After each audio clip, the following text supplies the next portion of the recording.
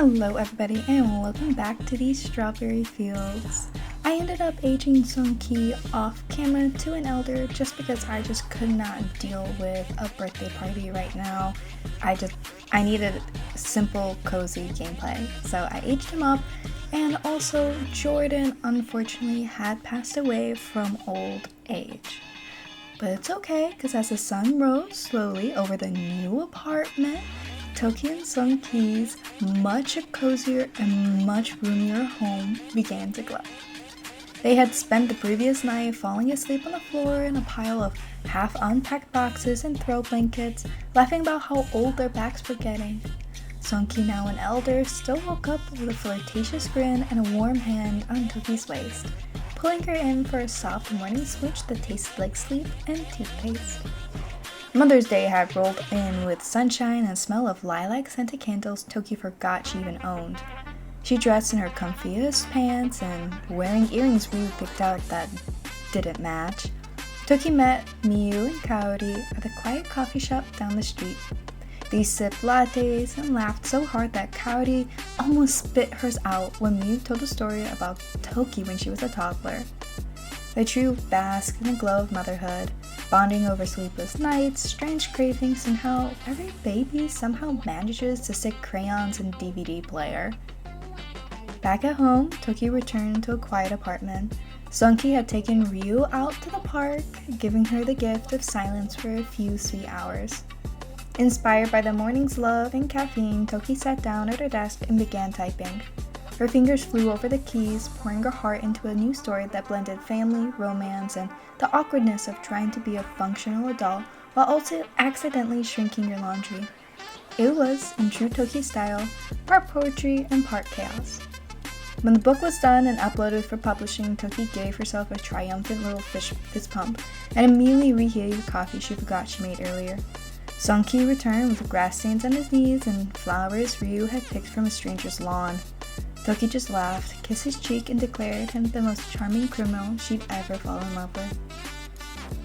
That evening, with the stars blinking outside their new living room window, Toki curled up on the couch with Sung-ki, both of them wrapped in a knit blanket that had too many holes to be practical. The toddler was asleep, and the apartment still smelled faintly of cardboard and takeout, and Toki rested her head on Sung-ki's shoulder with a little smile. Life wasn't perfect, but what could you ask?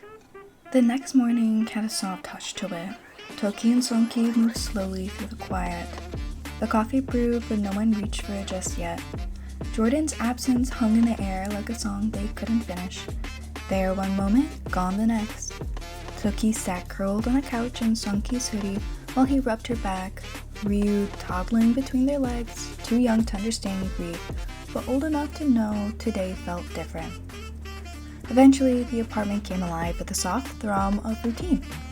Ryu decided it was absolutely necessary to wear a pirate hat to the party, and Toki, after trying to reason with a toddler for exactly 40 seconds, decided that was perfectly fine. Sung-ki changed 3 times, finally settling on a patterned vest that Toki had picked out for him. With emotions still swirling in their hearts, they leaned into the joy that waited ahead. Jordan would have told them to live loudly today, and they intended to do just that. The engagement party was chaos in the best way. There were sparkly lights, mismatched chairs, too many cupcakes, and someone doing karaoke despite nobody asking. Toki held Ryu on her hips, Sung-ki danced like he was still 25, and someone shouted "couple goals" when the two kissed mid-slow dance like teenagers. People mingled, music played, and for the first time in days, laughter rose up in bubbles that refused to pop. Even Ryu joined in, babbling cheerfully and demanding every guest clap for her twirls. As the evening wound down, the family returned home, glitter stuck to their shoes and hearts just a little lighter.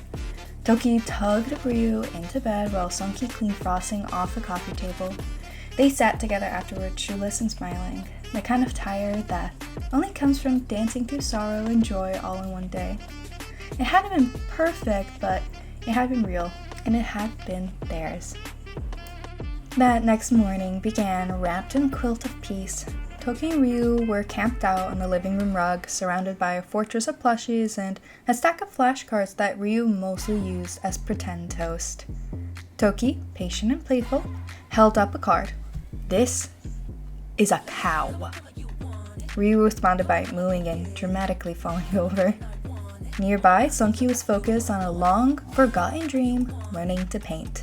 With a brush in hand and his tongue slightly poking out in concentration, he squinted at a fruit bowl like it had personally wronged him. Then it happened. Toki let out a gasp mid-elephant. Ryu blinked, Seongki turned around so fast he nearly flung his paintbrush across the room. "It's time." And both panicked and oddly calm in that way only Toki could manage. She launched into motion. Grabbing the diaper bag and putting on her shirt backwards, they ran out into the hospital. Everything happened in a warm, dizzy blur. Toki, strong and radiant, even mid-contraction, cracked a joke about wanting snack coupons. And Seongki held her hand, trying not to cry louder than the baby when Kaida finally arrived. They looked at her, then at each other, overwhelmed by a fresh, glowing love. The apartment felt different in the best way. Toki rocked Kaida in her arms, while Seongki and Ryu peeked in from behind the bedroom door, whispering like they were sneaking into a sacred temple. Ryu was a big sister now, and took this responsibility very seriously. As the cold air drifted away outside, the Nakamura-Kim household was warm. They snuggled up, and it was quiet, and it was the best day ever. I hope you guys enjoyed this episode. Be sure to leave a like and subscribe if you're interested in seeing more. Remember to stay safe, stay cozy. Bye!